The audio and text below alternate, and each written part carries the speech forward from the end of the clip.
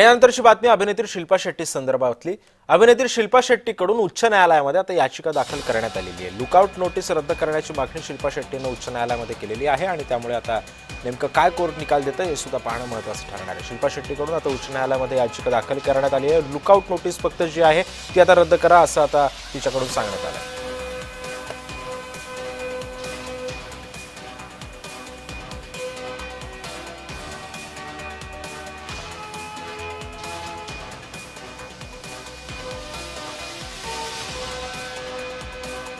त्यामुळे lookout notice रद्द करण्याची मागणी शिल्पा शेट्टीने आपल्या याचिकेतून उच्च न्यायालयामध्ये केलेली आहे।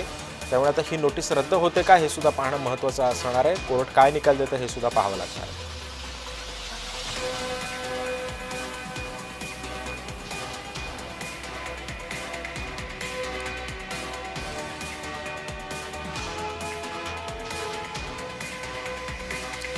शिल्पा शेट्टीकडून आता उच्च न्यायालयामध्ये याचिका दाखल करण्यात आलेली आहे। लुकआउट नोटीस रद्द करावी अशी मागणी तिने उच्च न्यायालयामध्ये याचिकेद्वारे केलेली आहे।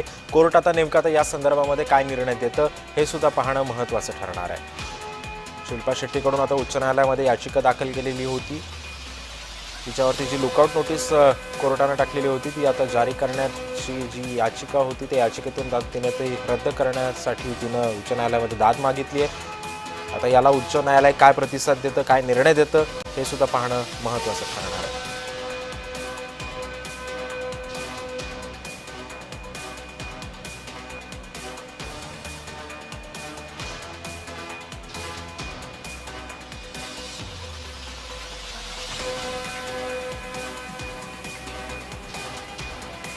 शिल्पा शेट्टीने आता उच्च न्यायालयामध्ये दाद मागितलेली आहे।